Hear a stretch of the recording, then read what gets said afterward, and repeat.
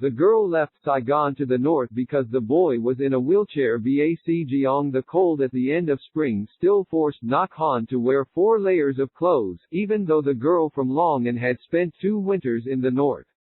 The first year I lived here, I had to wear a thick coat to sleep but still shivered. At that time, I thought I wouldn't be able to stand it for more than 3 months, Ngoc Han, 29 years old, said.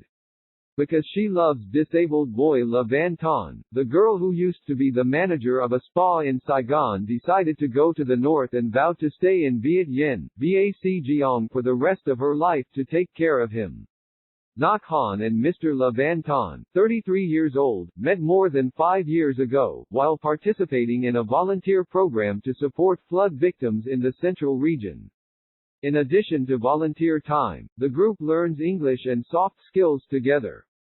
Many times Ngoc Han noticed that Ton spent the whole session fixing computers, instructing other friends. He is a weak person but very smart, always wants to help others, commented Han.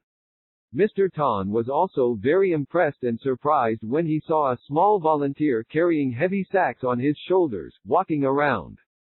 Standing in front of a crowd, she speaks fluently and is ready to argue to defend her point of view.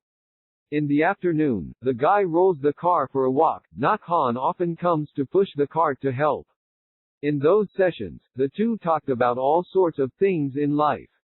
Ton said he had a fever when he was 5 months old, so he was paralyzed in his legs.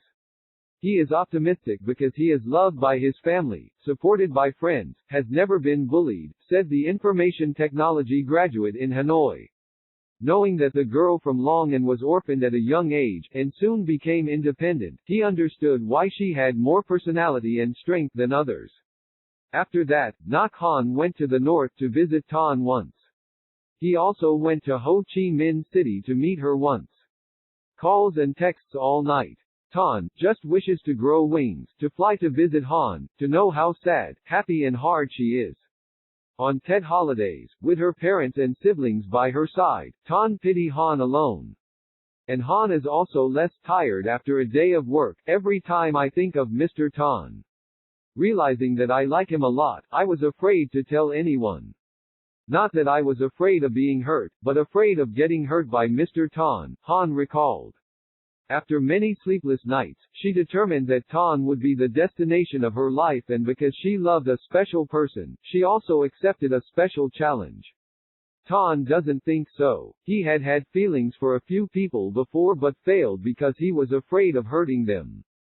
When she knew Ngoc Han's feelings, Ton told her over the phone, "If only I were normal, I would take care of you for the rest of my life." Just waiting for that, the girl quickly replied, "Apart from not being able to walk with me with your feet, you are no different from a normal person." Then she considered the boy's earlier statement as a confession. Han's words helped Ton get rid of his inferiority complex and boldly approach his lover.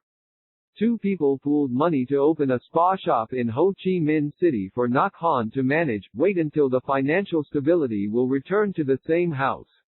But the shop was on the rise when COVID broke out and had to close. Han blames himself for delaying the opportunity for the two to be close. "At least I haven't lost everything yet. I'm still here, we'll do it all again, together," Ton texted his girlfriend when she just sold the shop. He advised Ngoc Han to go to the north to start a business from a job related to the kitchen, because she cooks well and so that the two of them don't have to be apart any longer. "This is a big decision, only after deciding to love Mr. Ton, but because love is bigger than fear, I chose north," she said. Convinced her lover to return to her hometown, but Ton still couldn't believe she agreed. In the fall of 2020, Ngoc Han took a flight from Ho Chi Minh City to the north, then took a bus to Viet Yen. Thinking about the uncertain future, she worried, but thinking about someone waiting for her made her excited. "When we met, the two of us just smiled at each other. He kept holding my hand and asked, 'Are you tired? Are you hungry?' Clumsy but lovely," recalls Han. The two decided to open a milk tea and snack shop. While learning to own a business and getting used to her new life, Han determined that she had to work harder than before.